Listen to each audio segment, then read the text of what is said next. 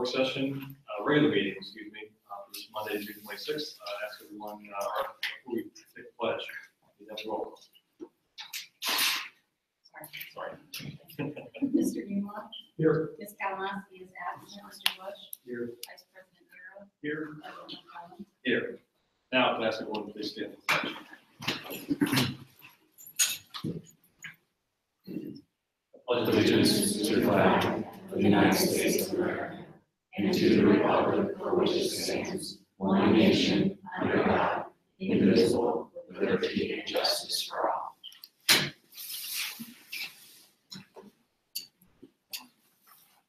We have our board minutes from our last couple of work sessions and regular meetings. Everyone's had a chance to look at those. If I could have a motion, please, to approve the minutes. So moved. Second. Mr. Newmaw, Mr. Darrow. Roll call, please. Mr. Newmaw? Yes. Vice President Darrow? Yes.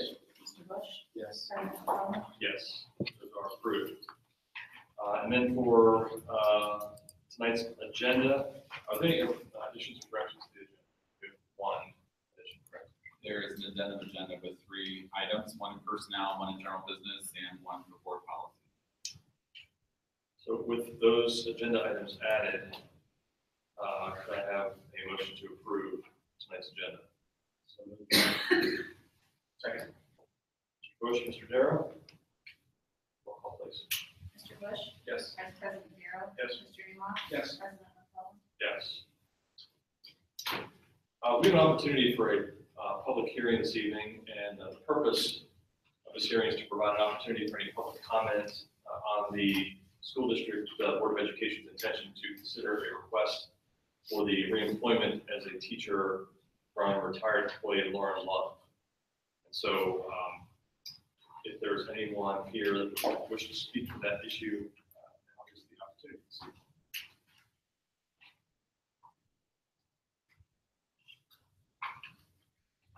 Not any public comment. We will move on then to communications to the board and superintendent's items.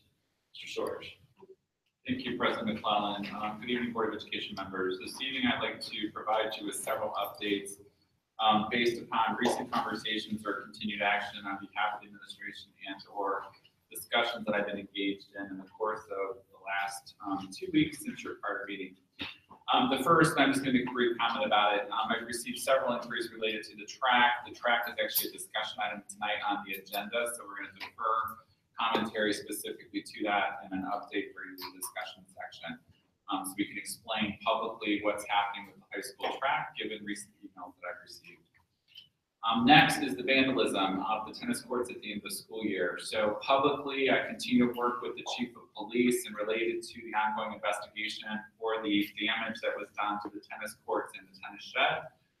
It is an active ongoing investigation. I can share publicly with the chief of police has had several credible leads that have resulted in an ongoing investigation, but not enough to the point where they're possible to charge any one individual at this time.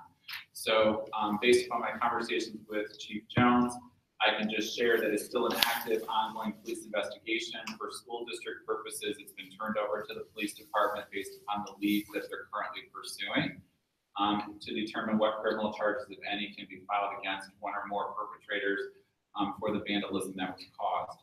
For our purposes, and so that the tennis parents know specifically what's going to happen, those tennis courts that were damaged will be repainted prior to the start of the new school year in August.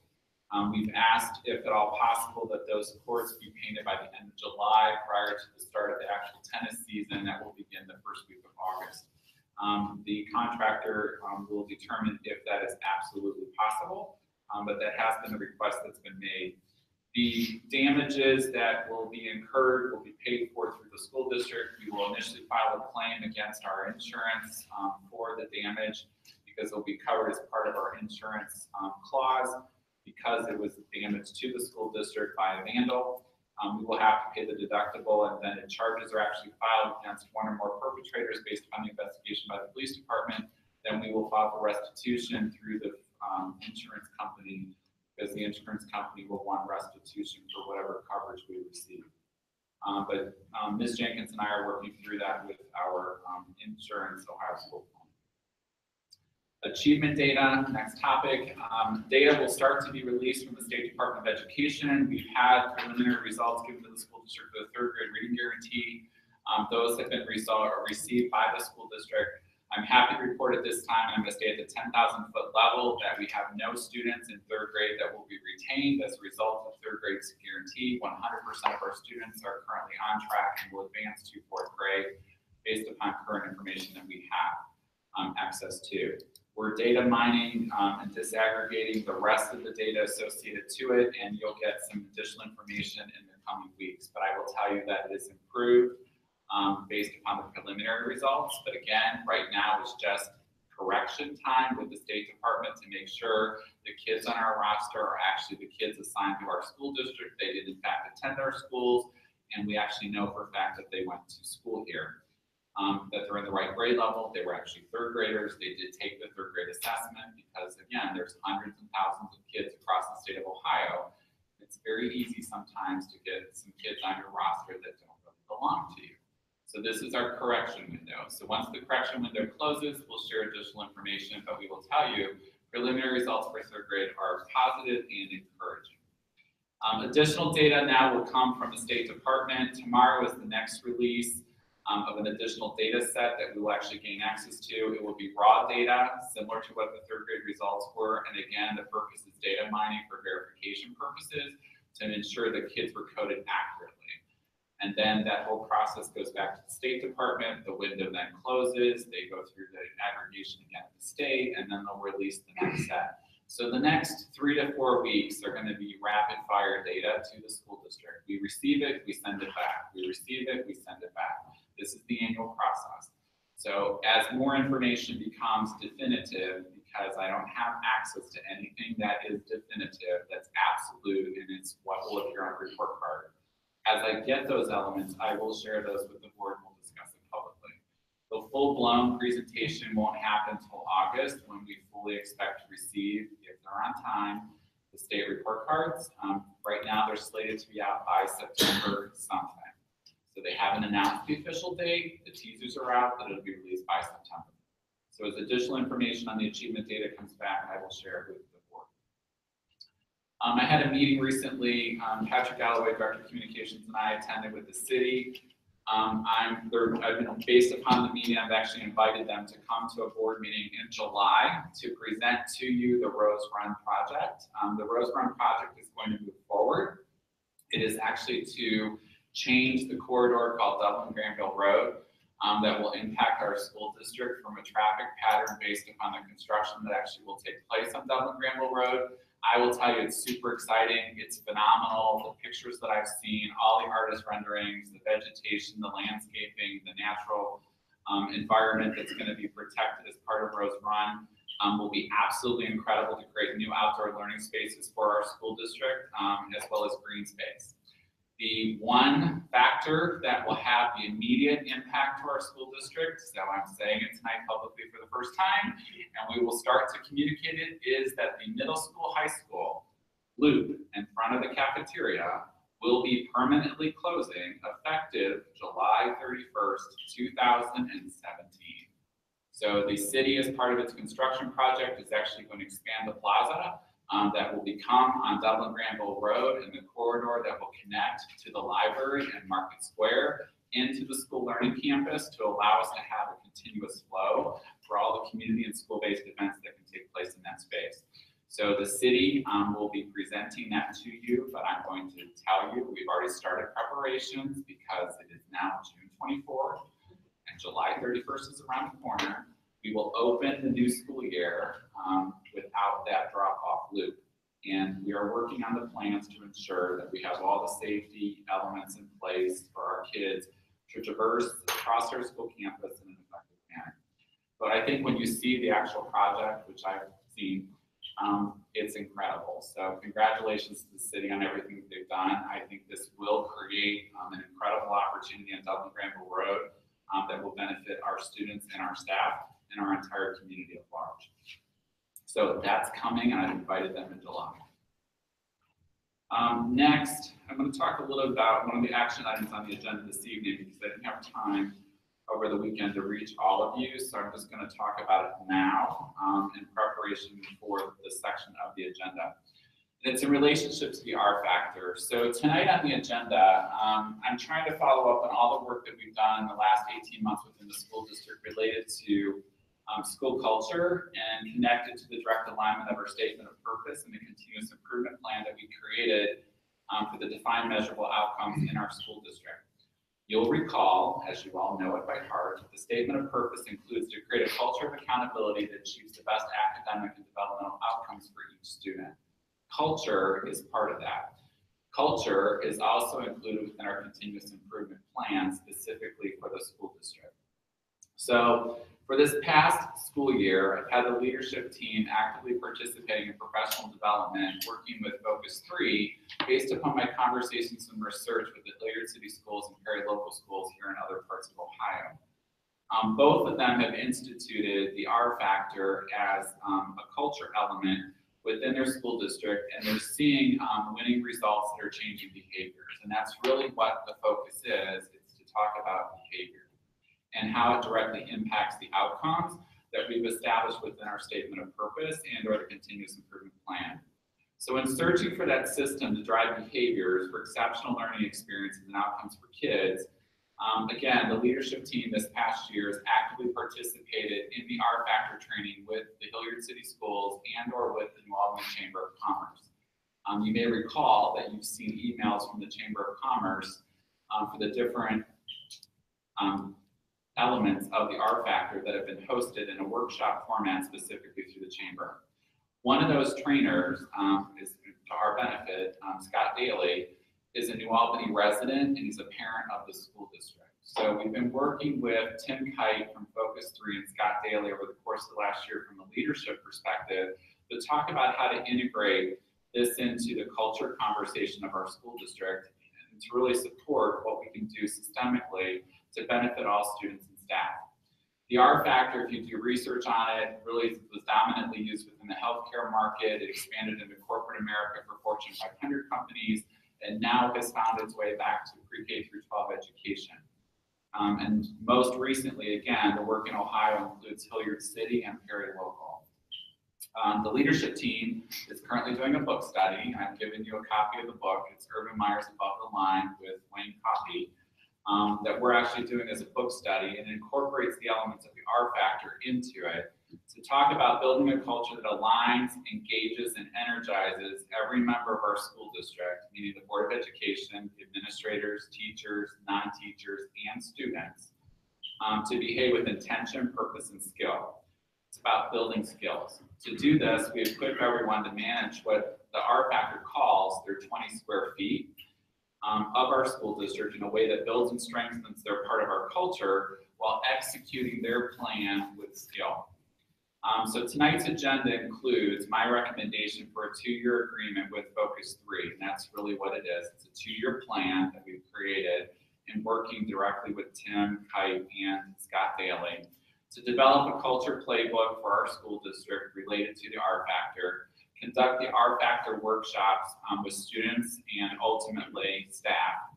We're going to start with staff because we have to arm staff with the skills that we're hoping to empower students with that then have lifetime impact for their reality. So we're starting with R factor workshops specifically for staff members during the fall term, and we'll then determine during the fall term how many weeks we can stay ahead of the kids to then start this simultaneously to build within the culture for students.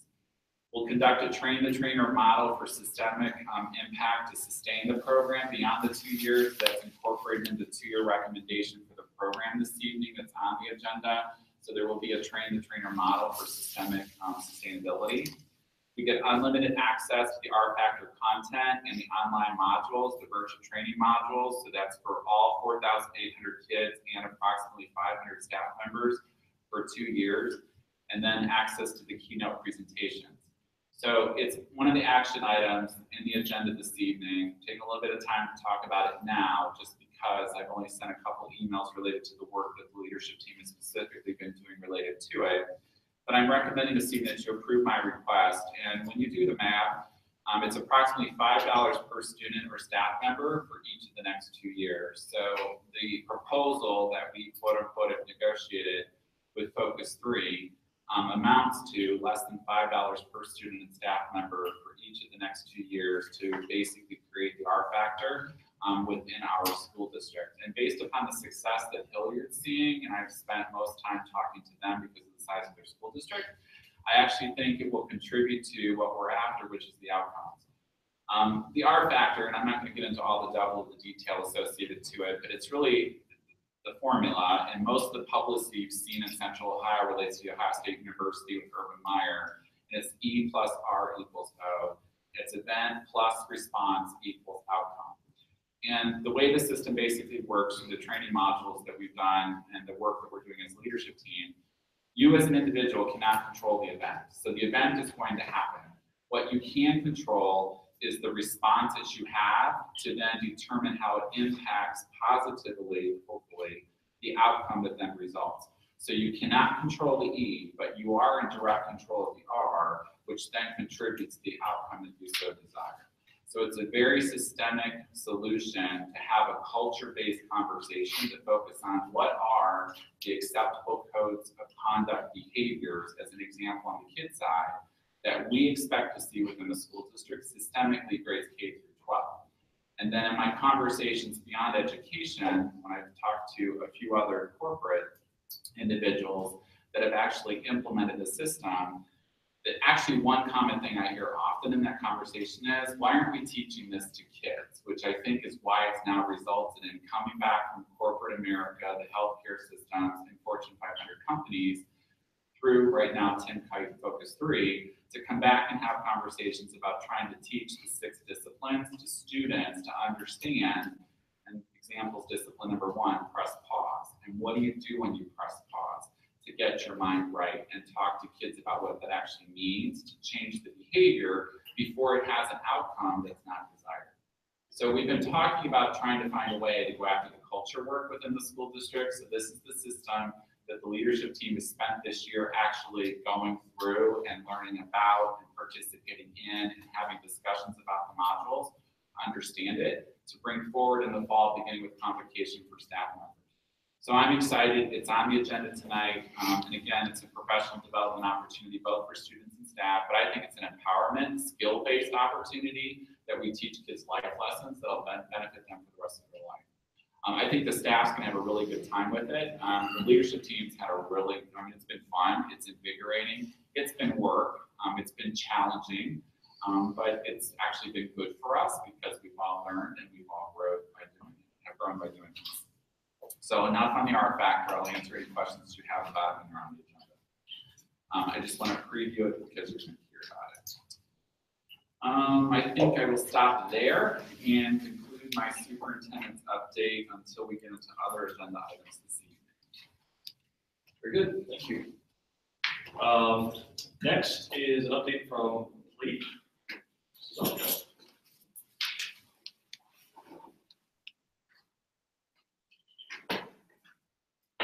Hello, Mr. Sawyers and Board of Education. Thank you for honoring us with your time again. I have a few quick updates to share with you about how our staff has been ending, how they ended their school year and how they're spending their summer to have professional development and to still engage their kids for the end of the year. We're going to start with the K1 building. Megan Johnson, Lori Hendricks, and Carla Topak's classes held a poetry cafe for families. Each student recited 2 pieces of poetry that they had written themselves. This provided the students with another opportunity to be on stage and speak in front of a large group of people. It was a great way to end the year. Ben Arthurs, a high school teacher, will complete his thesis on multi-genre writing workshop and will defend his thesis at the MET conference in Oxford, Ohio, via the Ohio Writing Project. Students immerse themselves in writing workshop to convey their understanding of the text at hand. They choose from a wide variety of writing assignments to showcase their learning. Students create writing portfolios per unit with multiple pieces to convey their understanding of unit essential questions.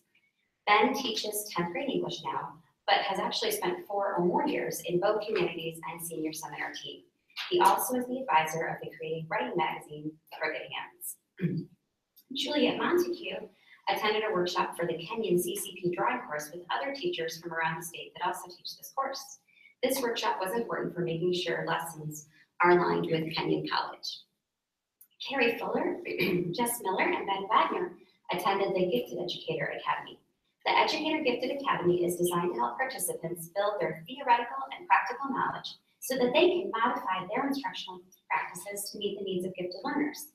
Throughout the course, participants took part in in-person, online, and job-embedded instruction as they learned about the nature and needs of gifted students, as well as the curriculum and instructional strategies needed to appropriately challenge this population.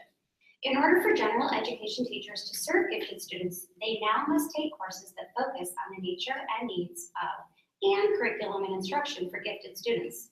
This course is the first in the series, and it provides the required 30 hours of high-quality professional development that will allow them to understand the characteristics and methods of identifying gifted learners, understand the fundamentals of asking higher-order thinking questions, revise existing lesson plans to serve better the gifted population, start the school year with a plan to implement in order to better serve our learners that are identified as gifted, and differentiate not only with our gifted learners, but with students who are in need of a more rigorous curriculum. So that's a very lengthy list of things that they learned and are doing. The high school humanities team of Dawn Scott, Jen Lane, Melissa Stahl, Bobby Brighton, Eric Jablonka, Brian Finn, Sarah Brick, Rachel Braswell, Jackie Lowry, and Daryl Scher met to work on curriculum planning for the upcoming school year. They created relevant and rigorous lessons to include in their curriculum in order to improve student learning. Maureen Gunlock attended Minds on Math, Mathematical Thinking, which was a one-day conference to guide teachers in grades 1-3 to build number sense and mathematical thinking in their students. And finally, Lindsay Harrington completed several Ashland courses, one on early childhood literacy and one on early childhood math. These courses provided her the opportunity to better align her art curriculum with language arts and math standards. So thank you very much for giving us the opportunity to share. Have a good evening. Thank you. Mr. McClellan, there is no opposed report this evening. Okay. However, if I may add one other thing I want to say publicly for the Board of Education purposes as well as for our families at home. During my conversation this past week, I also met with the city related to the traffic light installation that's coming to the crosswalk for the Church of the Resurrection to the New Albany High School faculty, staff, student parking lot. So for about 18 months, we've been trying to work with the city to do a traffic safety assessment because we have over 250 students now parking at the Church of the Resurrection. So based upon the results of the city conducted a traffic study and safety analysis of the kids. The crosswalks, sidewalks, and curbs are going to be cut and realigned with a light. There actually will be an installed traffic light at the exit of the high school parking lot at Eagle Stadium that will be installed probably by the beginning of 2018. Right now it's slated for late December 2017 because of fabrication of the poles to basically create the lighted intersection. There's been a lot of conversations back and forth. It'll be a timed light, so it'll be set. It won't work without, it'll have restricted hours actually that it will be turned on for the specific purpose of school to increase safety across Fodor Road for kids. So I want to thank publicly the city for their investment that's being made to help protect the safety and welfare of the kids that are now parking at the Church of the Resurrection, as well as students that attend our Friday night football games or the Thursday night lights or the Saturday Friday night soccer game, or any multitude of events that occur at the stadium, real lacrosse, field hockey, and you name it. But it'll actually improve safety. So there is a traffic light coming. So if you hear something about it, it is true. But it most likely will not be installed until almost the end of the current year. Good. Any board liaison reports this evening? There were a lot of other things to talk about, so I'm not going to wait too long. Next item on discussion items is the high school track resurfacing update, and Mr. Sawyers, I'm sure there's a lot. I'm going to let Ms. Jenkins begin. Ms. Jenkins, There's a lot. figures. There's a lot. So the surface has been taken off of the track. And we knew that once that came off, we had to assess the asphalt that was underneath. And And I've asked the contractor to come and speak with us about that, but because of the water that seems to lay underneath that track, there's no place for it to go to get away. So the asphalt appears to need replaced. We did ask an independent contractor to come in and do 4 samples. They were gonna try to get those done last week. I don't know that that's happened yet, but once we have I think they're going to 12 core samples around the track, so we'll know to what degree the asphalt, what kind of, what shape it's in. We'll know whether or not we need to do any kind of stabilization to the soil, which is a huge cost.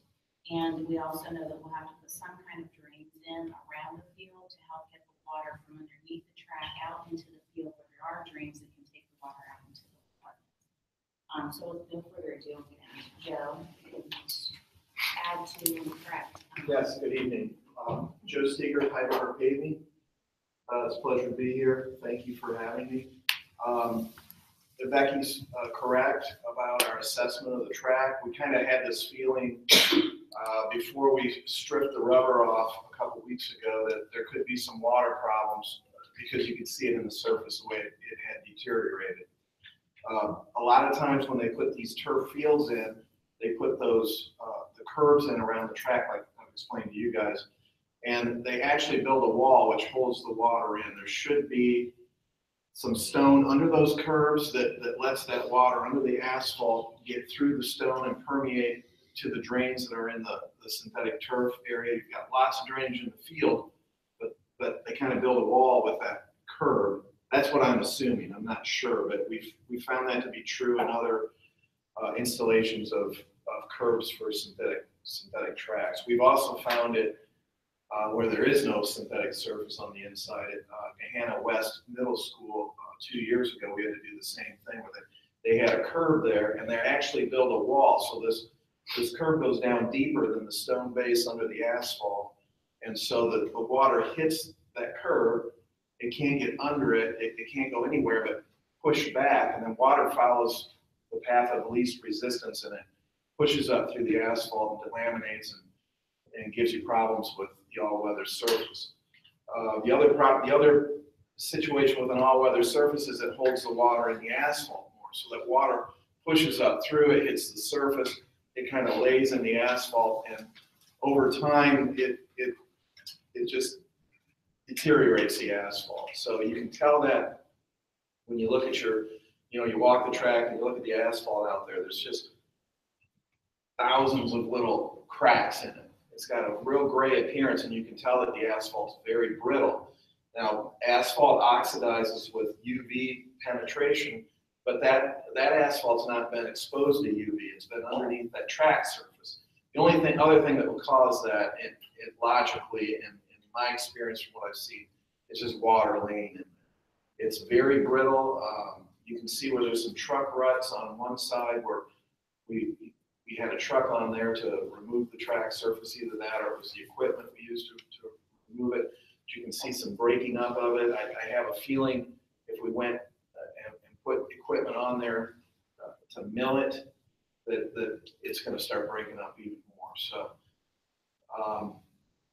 it looks to me like it has to be removed down to the stone, and then at that point we would regrade, recompact the stone, and dig down into that curb and just do a test dig and see what's going on with the water there. If there's a drain there, it could be clogged. If there's no stone under that curb, I mean, the easiest thing to do would just be to dig it out and undermine the curb, throw some stone under it. But as long as we're down there, again, like I explained to Becky, you might as well throw a perforated pipe in there, make a French drain, and get it out to some of your drains and really push the water out. So that's our recommendation. We don't know for sure until we dig down there and see, but we first had to remove the asphalt. And we found that in many other installations of curb, synthetic turf, that this is a problem. It could have been a problem before they put the turf in there. There just might not have been an interior French drain in there, which is required by the American Sports Builders Association for building these type of facilities. So that's what we think we're going to find. The core samples, what they'll do is kind of back up what I'm saying about the condition of the asphalt. I don't know for sure if it will tell us if we need to cement or limestone stabilize that stone base. Again, once we get that asphalt up, we want to do another test where CTL will come out and be a third-party witness, just as we drive a dump truck over a loaded dump truck over the stone base and see if it deflects at all or the ruts. It should not move. It should be compacted. It should be good enough not to move. But if we have a lot of deflection, then that will tell us that, you know, the base isn't really stable for the equipment to put the asphalt on. We're going to have a lot of running, and we're not going to be able to achieve the tolerances when we pave it that you need for a running track. So the tolerance is 2% slope, so it's pretty flat. It's a 2% or less for a high school, 1% for collegiate. So it's the same as your tennis court. If you look at it, I mean, it's a pretty flat surface. It's hard to do that when the paver's sinking and moving underneath. You know, you're not going to have a lot of traffic on that running track after we install it, but we still have to build into ODOT standards like a parking lot or a road so that our equipment can get on there and get the tolerances that we need. So that's kind of where we are. You know, we've presented some cost estimates even before we took the surface off, because I suspected this could be the case. So the original action item that was presented to the Board of Education, we went to Marketplace and went to a co-op in New Jersey, and back to the bid through Ohio to resurface the track. And we had discussed that night that was specifically for that purpose, and that more information needed to be found or discovered when we actually took the surface off. We're now to that phase. So tonight's action item on your agenda includes a recommendation to approve up to $285,000 in additional expenditures necessary to fully repair and reinstall the track. The $285,000 will come out of the bond residual account that we have for the school district, but it will basically end up exhausting that account for what we haven't spent in it for our prior track purchase. But that's the good news, is that the bond residual account is there, and this is a perfect example of why we have that for an unexpected outcome that we now have to face. So one of the questions we've asked Joe, and it's really for public purposes because, and Joe, you can correct me if I get any of this wrong, but I think I understand it all. Once we continue forward with this process and we take off the 4 inches of asphalt that will be removed to get to the base layer of the stone to discover the next step, after it's determined if the drainage is or is not there, French drains do or don't need to be added, and whatever the stabilizer becomes, the limestone versus the cement, we'll get to a point where it passes the CTL test, and then we reinstall the asphalt. Once the asphalt's installed, it has to have 28 days to cure before the track surface can be reinstalled, correct? That's correct. So that 28-day timeline will extend us through the latter part of July. Then this thing called fall sports starts. So publicly, we've already started conversations through Richie Wildenhouse, the athletic director, and working with our fall coaches and Joe to come up with a timeline that's possible to get reinstallation before the first home football game. So that's my new tagline that I'm using when people ask me, okay, what's the new timeline for the track? Worst case, right now in our conversations with Joe, are by the first home football game in the middle of August, because we'll have to get through the 28-day cure cycle before we can install the new track. And we will work through all of that, but most likely we're looking at the middle of August for completion at this current known time, correct? For start. That's where we begin. That's what we know today. We're on the schedule to start the 14th if all this goes through. And if this is approved, then we put the asphalt on the schedule. We have to squeeze that in, which we haven't done yet. So I'm pretty sure we can do that and get it in. You know, we need to get all the pavement down by the middle of July to start the middle of August on the surface, and then we're on a tight schedule to get done before, you know, the end of the month. So it's a 2-week process for the mat and spray, and then another day for the day and a half for the striper to come in and put the stripes on. So text the scheduler, and that's what he told me. Schedule for the middle, right in the middle of the month to start. I believe, I think I so. trust that you will. It's, We know there's 2 home field games, football games, we understand that. But we're gonna do this and we're gonna do it well and we're gonna do it right because we need a long-term solution. So, we have to make the investment of time necessary to do it well for what it's costing. So, but there will be a new track when this is all done and over. That's the good news. We will be able to host, invitational track meets at our high school for our students. And our community will have access to the track every day. We actually have community members because I'm getting those emails. When are you reopening the stadium? So we have community members on that track every day. So it's in progress. Patrick and I are working on something to post on our website to help community members understand what's happening. But we wanted to actually do the update this evening and explain why there's an additional recommendation for what will come next. Questions or comments? The important thing is to get it done right. So let's do it right.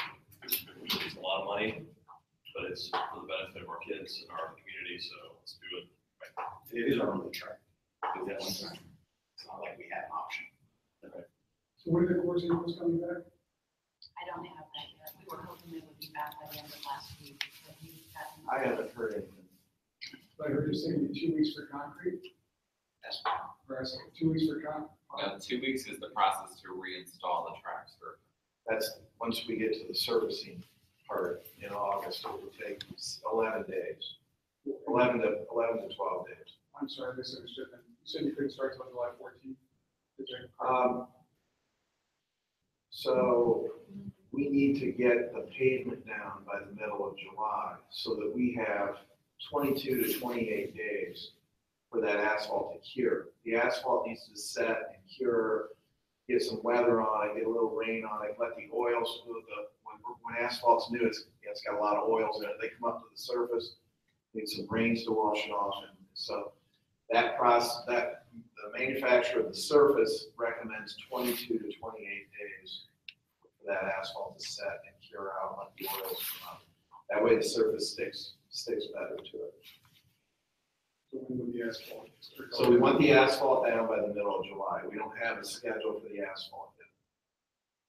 We can't schedule work until we get a contract. So with the work's not on the schedule. After your approval this evening, it'll move forward now to contract. It'll get scheduled for the first available date. So as soon as I get that date, I can share it with you. But presently, we know it has to be in by the middle of July at the latest in order to allow the curing cycle to begin. I'm just suggesting perhaps some sort of monetary damage to sound about 14. If we're going to approve this tonight, and that's the reason we're doing it, you know, have a provision to get it done.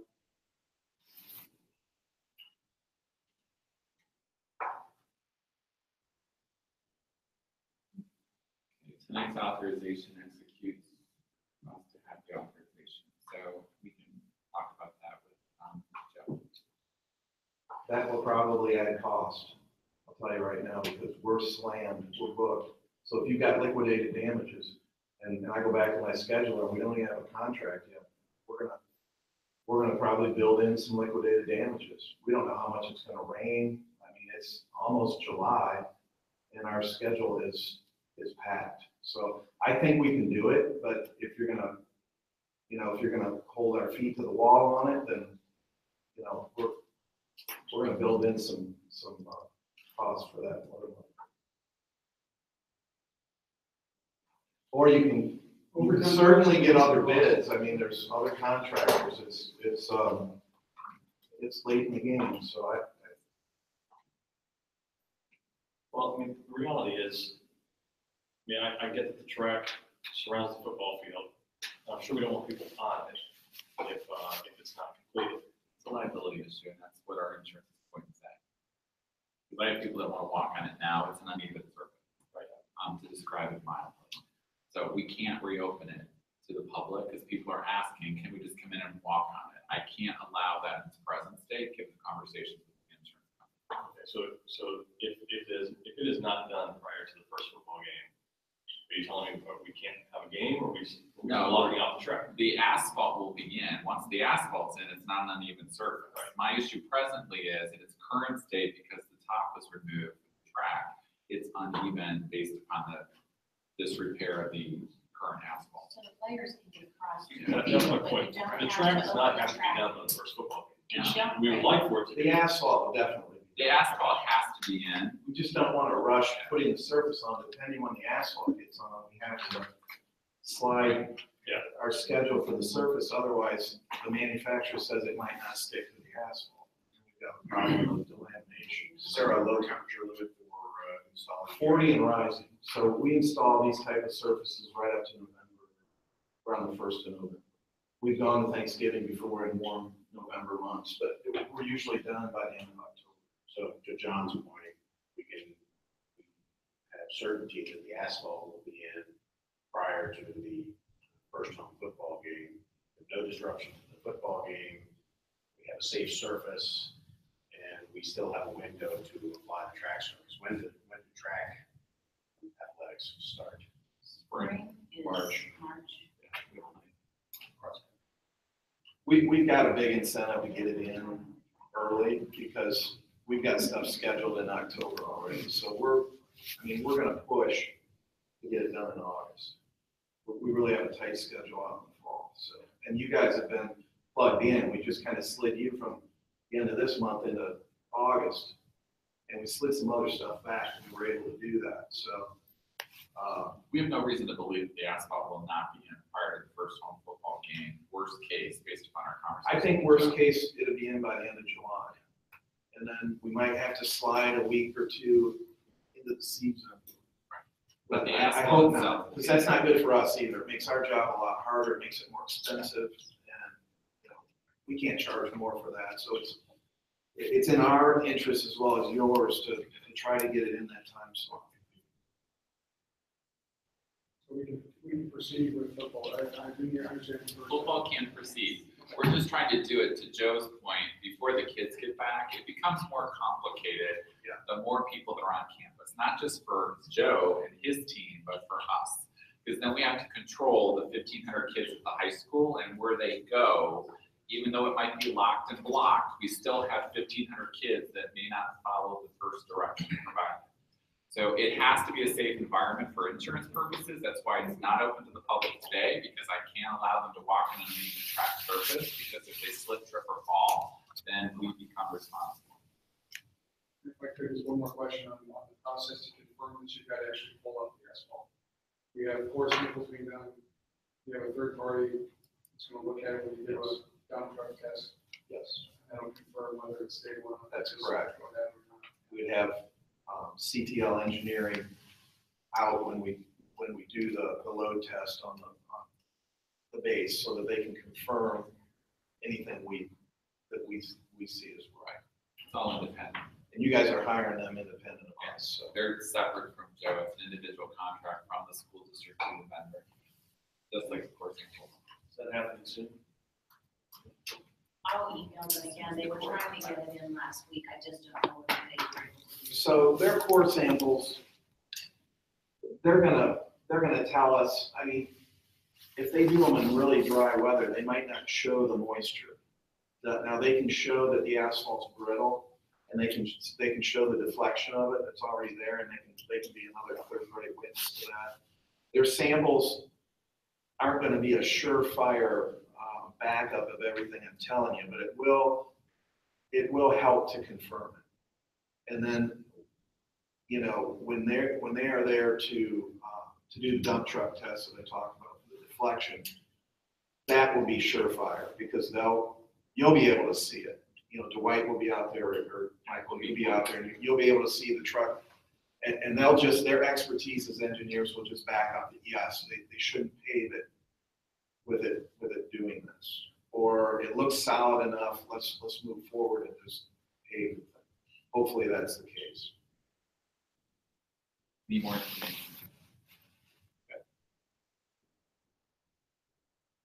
Thank you, Joe. Okay. Thank you, appreciate it. Next discussion item is permit improvements. So at the last Board of Education meeting, Ms. Jenkins and I presented the 5-year summary that was requested, that was updated for Board of Education purposes. We're resurrecting that conversation tonight under discussion in preparation for the action items that are prepared for resolutions of necessity to consider a request for permanent improvement expense within the school district as part of the November ballot initiative. So tonight, if the board will recall, as we explained at the last meeting, you will have the opportunity under the action items to actually vote upon individually specific resolutions of necessity for permanent improvement expenses that then will allow us to send those resolutions to the Auditor of State's office for consideration to certify that the actual dollar amounts that would be generated come back to the school district for you then to have continued conversation to determine what resolution, if any, you would choose to move forward on behalf of the Board of Education for our school district to the voters effective in November. Tonight's action does not put anything on as a levy, a ballot initiative. Tonight's action is strictly to send resolutions to the Auditor of State to certify what dollar amount would be generated based upon what specific level of millage in a resolution. So Ms. Jenkins and I are prepared to answer any additional questions that the Board of Education may have. If you want us to review anything from our prior presentation, we're happy to do so to help you.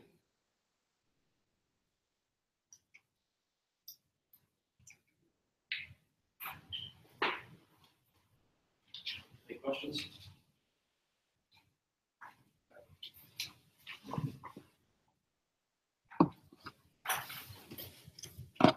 Next item, board policies.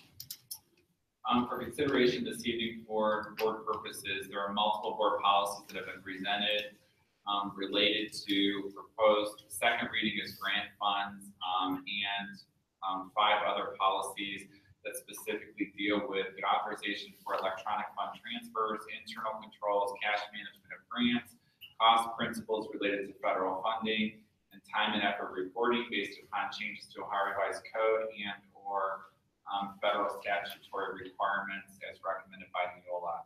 So those are presented this evening for second reading. In addition to that, we continue to move forward in preparation for student handbooks that will be presented to you in July for approval for the 2017-18 school year. You have numerous student policies presented this evening for first reading for eligibility of resident, non-resident students, homeless student requirements, non-immigrant students and foreign exchange students eligibility, student attendance, and I will just pause here for a second to say there have been significant changes in Ohio Revised Code related to student attendance and truancy. Those are now reflected in the updated board policy that's presented this evening that will then get incorporated into the student handbooks to help us explain the new truancy laws within the state of Ohio to our parents and our students alike. Release time for religious instruction, student accidents, and removal, suspension, expulsion, and permanent exclusion of students were all incorporated into the 5,000 series this evening for first readings for the Board of Education. Additionally, there's a proposed addition to board policy that's presented this evening that's for children and youth in foster care. It's a new foster care requirement within the state of Ohio pursuant to statute that we now have to have a policy for placement and court eligibility placement within our school district if so ordered as a judicial rule. Lastly, on the addendum agenda, we have a policy related for first reading for 8,500 recruit services. This again is a federal requirement because of the free and reduced lunch program. You have to have a policy in place that stipulates free and reduced provisions for eligibility for students, as well as a charge or no charge policy for students that are not eligible for free and reduced lunch, and what your policies are within the school district. And we presently do allow middle school and high school students to charge up to $10. So if they don't have money on their account, because it can take up to 72 hours once a parent posts it electronically to show up on the student account, or he or she doesn't remember to bring money to school to purchase money or purchase lunch with cash, the student is eligible to charge up to $10 at the middle school and high school level. All of those notices go to families electronically through our systems to talk about the student lunch balance, low lunch balances, and so parents can actually put money electronically onto their student account if they participate in our daily lunch program. So those are all presented this evening as second readings and or first readings, and dominantly the additions this evening are the 5,000 series for students. So all of that information will be updated in the student handbooks that will be posted electronically in July for our families for back to school in August. Are there any questions about any specific policies that Ms. Jenkins or I can answer? Or Dr. Troyer? She was involved in these too.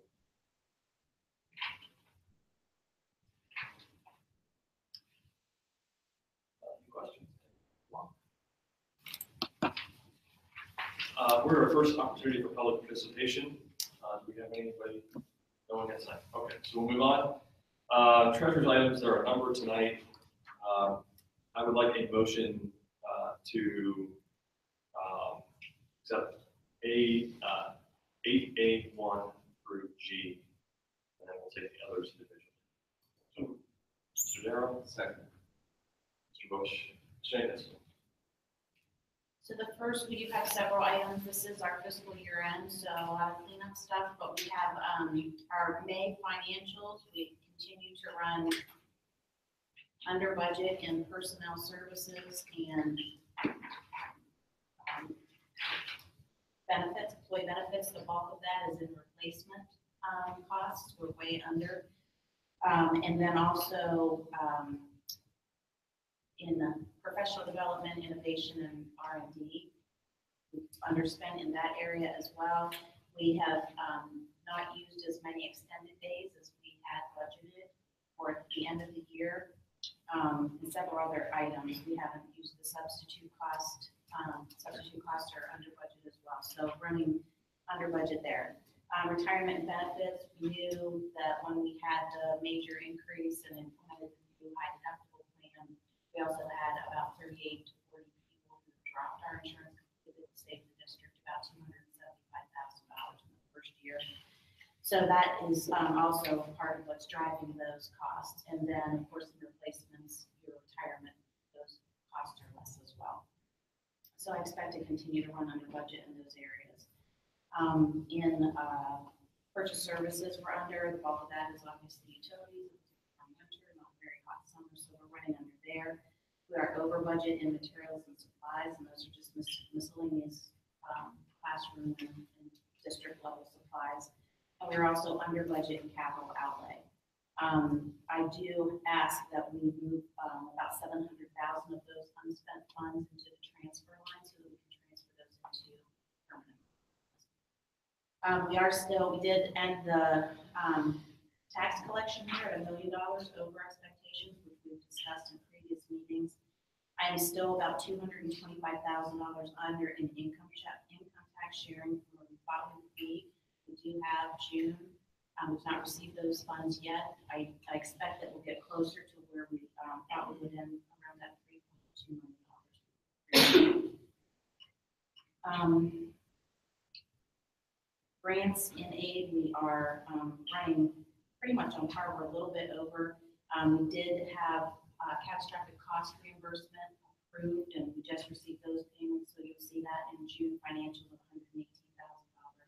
Obviously, catastrophic costs are far more than that, but that was the reimbursement that we received.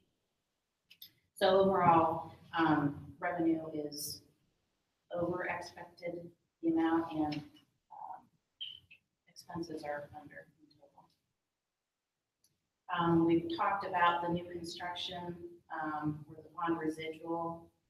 This still shows $652,000 unspent track yet, but once we pay for that and a couple things that are going to happen at the 2-8 building, those funds will be close to exhausted.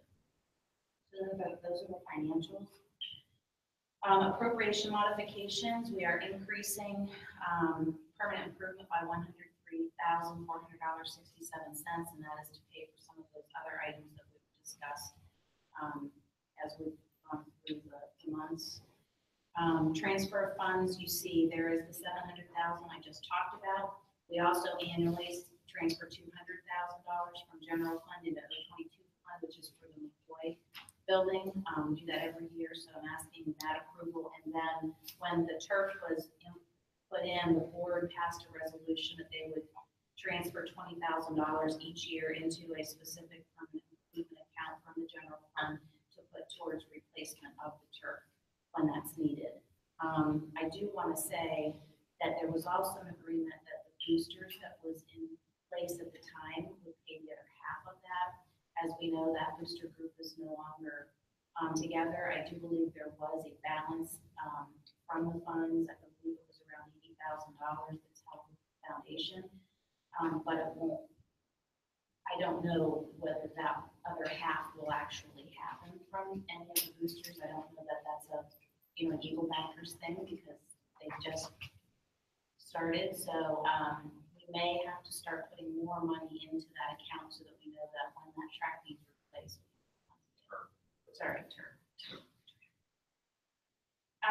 Fiscal 18 permanent appropriations. These are the budget numbers for next fiscal year. We have to have these temporaries in place by June 30th. I prefer to put the budget together and make them permanent so that we're passing that and know what our budget is as of June 30th. So the general fund total for next year is $61.9 million with a grand total of $98.1 million. The rest of those funds that make up the difference are student activities, athletics, all of our grants, both federal and state, the self-funded insurance program, all of that is included in those funds. We also have breakfast and lunch prices listed. The K-3 stayed the same at $2.50 for lunch and $1.50 for breakfast. The 4 through 6 was increased to $2.65 for lunch. Breakfast remains the same at $1.50. 7-12 lunch is increased to $2.75. Oh, that's the same. That's right. 4, 6. And then the breakfast stays the same at $1.50. The Eagle Deluxe lunch and milk prices are the same. School fees. There was a list that you received last week. The bulk of the, I would say probably half of the fees stayed the same, half of the fees did increase. You'll see K through 8, the increase is primarily due to the math workbook that was part of the math curriculum that the board approved. So those fees for some students will increase based on that math. Student parking fee permit remains the same at $25 per semester. And that's my list. Regarding school fees, we're really talking about between $7 and $10 for a math workbook that will be used throughout the year. And in some cases, there's more than one workbook. Okay. Any questions? Hearing none, I would like a roll call, please. Vice President Darrow? Yes. Mr. Bush? Yes. Mr. Newmaw? Yes. President McClellan? Yes. Now for these remaining items, I'm going to take them individually. These are resolutions for necessity or of necessity for the permanent improvement expenses.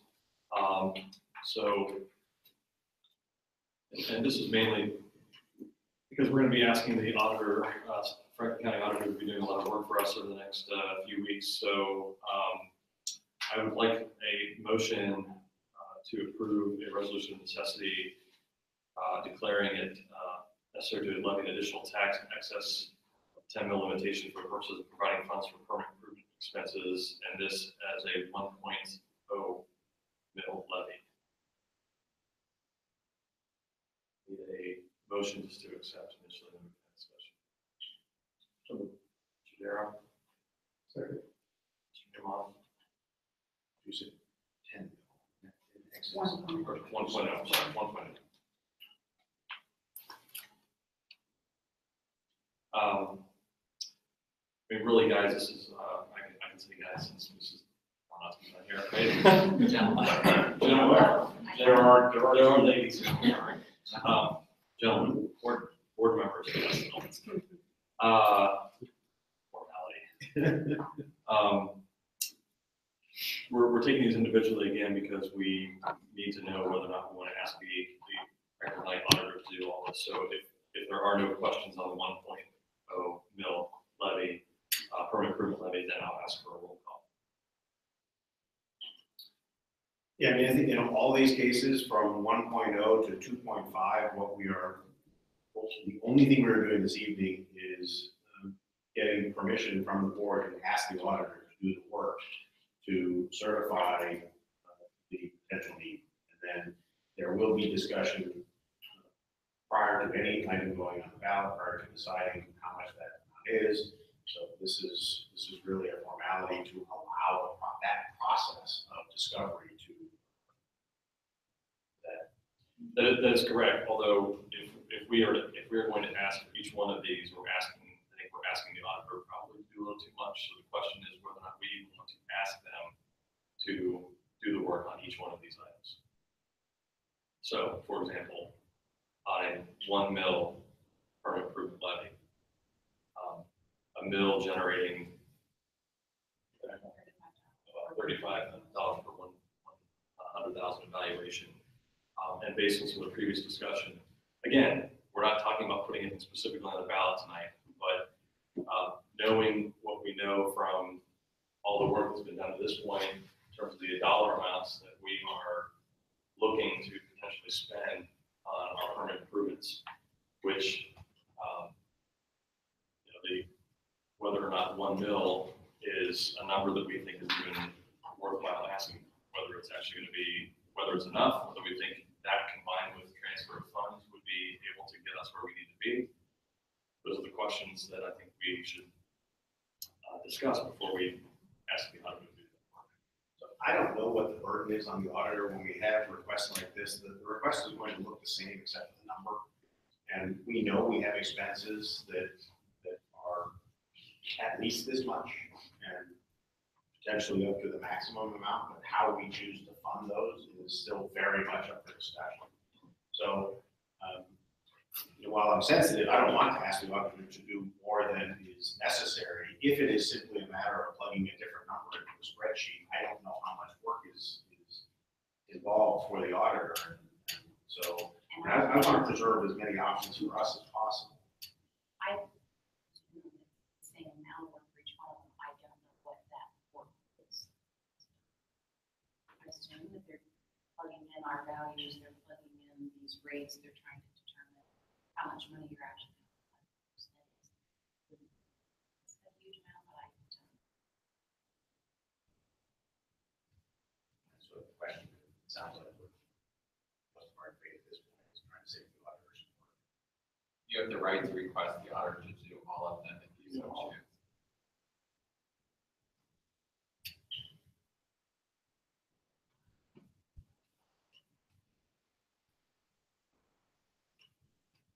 Dr. Paul, do you have an opinion? Well, yeah, I don't know whether it's just plugging in one number and it keeps our options completely open. I think we certify them all. Share a personal preference, I can't see myself supporting something over 2. So if we were to take the top 2 off, I'd be comfortable with that as well. Certainly agree with that. So on the issue of the 1.0 mil permanent improvement levy, can I take a roll call, please? Vice President Darrow, Yes. Mr. Newmaw, Yes. Mr. Bush, Yes. President McClellan. Yes. A motion on 8I. This would be a resolution of necessity for a permanent improvement levy of 1.25 mils. So, Mr. Darrow and Second. Mr. Newmaw. Do I need to have any discussion? Or can we just a question? I think I'm going to repeat. I think I'm going to repeat every single time that this is a resolution to allow us to continue considering this matter, not to actually put it. Vice President Darrow. Yes. Mr. Newmaw. Yes. Mr. Bush. President McClellan. Yes. 8J, motion to approve the resolution of necessity for 1.5 mils. Mr. Bush. Second. Mr. Newmaw. I will also clarify, it's merely a motion to enable us to consider. Recorded, just play the recording. roll call, please. Mr. Bush? Mr. Newmaw? Yes. Vice President Darrow? Yes. President McClellan? Yes. Item 8K, which is a resolution of necessity for the permanent improvement levy of 1.75 mils. Your motion, please. Mr. Seymour, Mr. Darrow. Can we just go to the roll call, please? Same comment as Yes. previous. Mr. Newmaw? Yes. Vice President Darrow? Yes. Mr. Bush? Yes. President Yes. Item 8L, resolution of necessity for permanent improvement, 2.0 mils. May I have a motion, please? Mr. Bush. Second. Mr. Darrow. Same comment as previous. Mr. Bush? Yes. Vice President Darrow? Yes. Mr. Newmaw? Yes. President McClellan? Yes. 8M, a resolution of necessity for the permanent improvement expense of 2.25 mils. A motion, please. Mr. Bush. You need the motion to take a vote. Mr. Darrow. Yes. But just for a second. Yes, Mr. Darrow. Do you want to comment at this point? No. Have a roll call, please. Mr. Bush? Yes. Vice President Darrow? No. Mr. Newmaw? No. Mr. McClellan? A resolution of necessity for permanent improvement expense of 2.5 mils. Have a motion, please. So Mr. Darrow. Second. Mr. Bush. Have a roll call, please. Vice President Darrow? no. Mr. Bush? No. Mr. Newmaw? No. President McClellan? No. Okay. And that concludes the treasurer's items for this evening. Superintendent's items, we can take them all. So A1 through E. Have a motion, please. Mr. Darrow. Second. Mr. Bush. Mr. Sawyers. Thank you, President McClellan. 9A this evening for personnel includes standard employment action items related to human resources for our school district, stipends for certificated staff, and/or contracts for classified staff. The hiring has continued for the 2017-18 school year. We are almost fully staffed. We did receive a resignation today that was not expected. So we posted this afternoon for a new intervention specialist for our school district for a teacher that has resigned. Classified substitutes, recall from reduction in force specifically for a school psychologist, which is a good outcome. We had a school psychologist that has resigned from a leave of absence out of state, so we were able to recall from reduction in force the school psychologist that was impacted by previous action for reduction in force. Additional resignations to the school district are also included in the personnel items this evening, as well as contracts for exempt and/or certified staff members for the 2017-18 school year. Kudos to the administrative staff and teachers that have been involved in filling the final teaching positions, with the exception of the one I just announced that came through today. But other than the resignation received, all teachers are in place currently for the 2017-18 school year, and we are fully staffed. Item 10 under personnel this evening is a recommendation to amend the contractual terms and conditions for administrative employees in the school district to incorporate 7 additional administrators to be eligible for performance-based pay, to ensure that all certified staff members are eligible to receive outcome-based for performance, meaning specific targets established by the Board of Education, to mirror what we had done with the Plain Local Education Association and the contract negotiations with the teachers. So it incorporates that element to also now include the remaining administrative staff members. 11 under personnel is stipend for classified staff member, and 12 just publicly announced that we are the recipient of a $25,000 grant from the state of Ohio for school psychology intern. The state of Ohio is actively incentivizing individuals to pursue school psychology as a career. There's a significant shortage within the state of Ohio to find school psychologists. So we applied and we're the recipient for a school psychology grant intern. It will place a full-time intern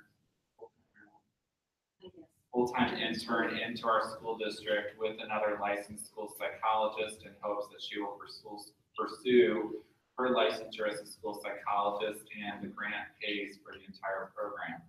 So we will receive the intern free of charge based upon receipt of the grant.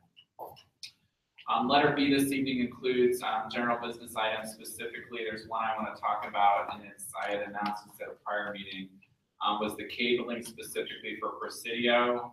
We had approved at a prior Board of Education meeting the purchase of security cameras to fulfill a study that was done 2 years ago within the school district. Tonight's action item includes the cabling and wiring necessary for those security cameras to become operational. I had announced at a prior meeting that we were waiting for that quote to be received from multiple vendors and have selected Presidio as the solution.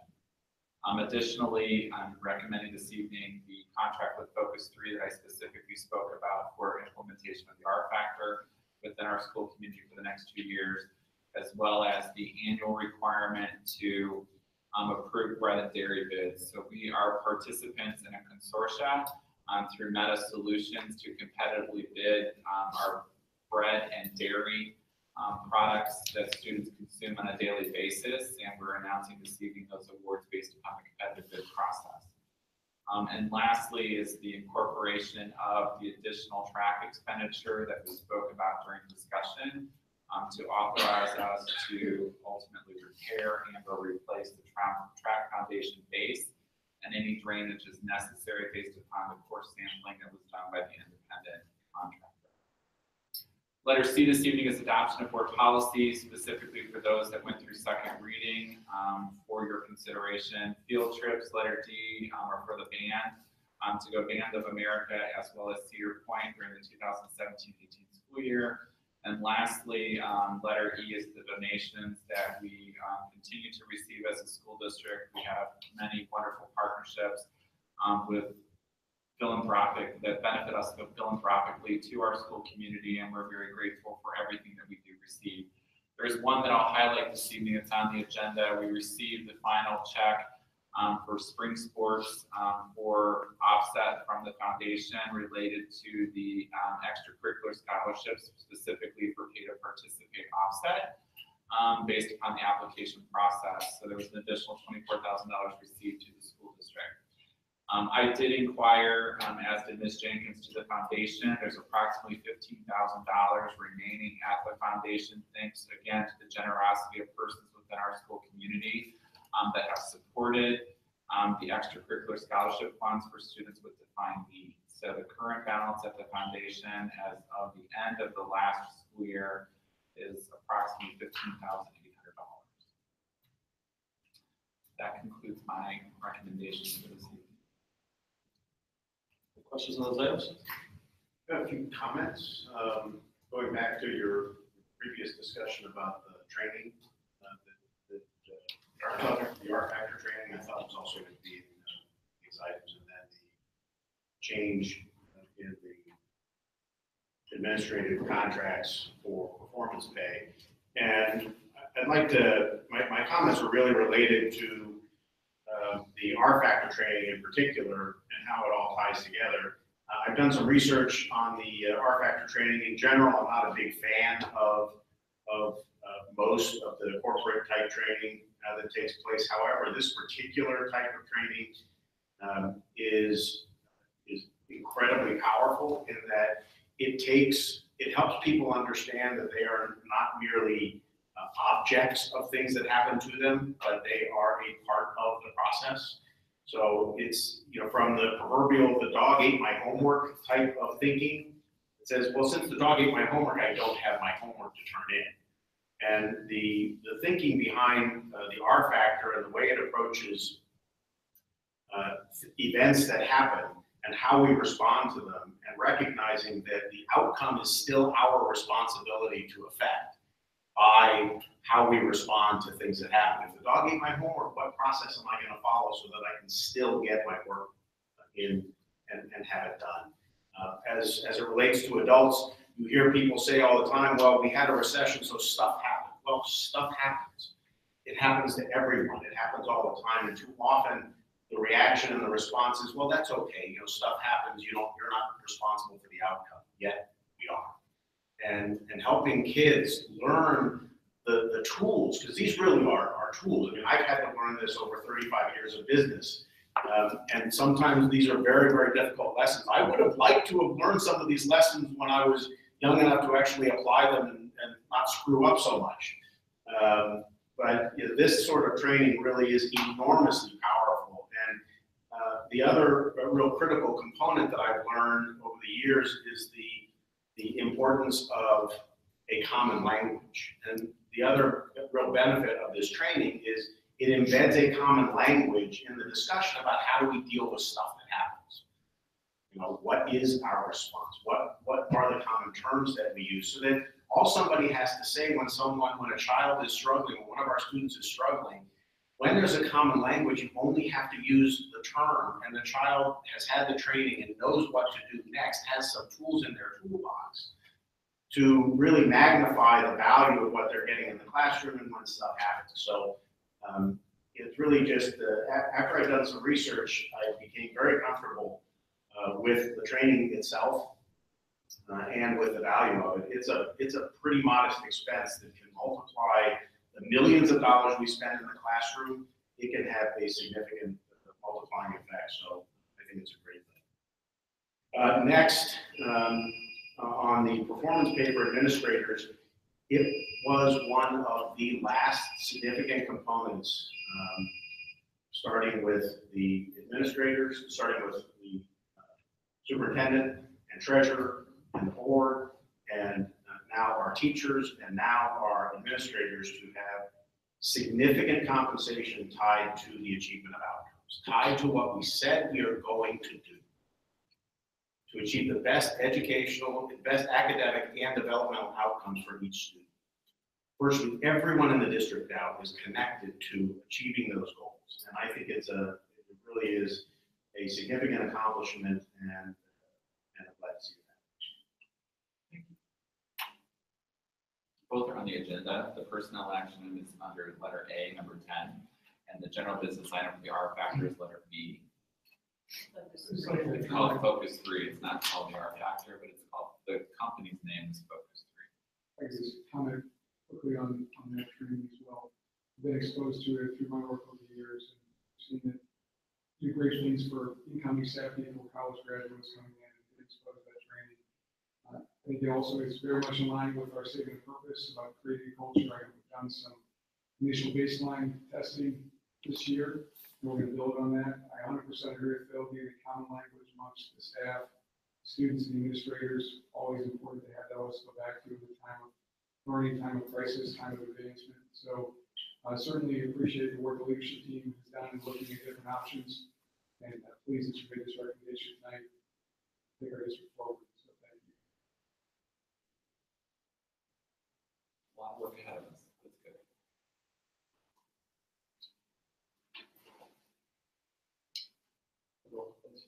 Vice President Vera, Yes.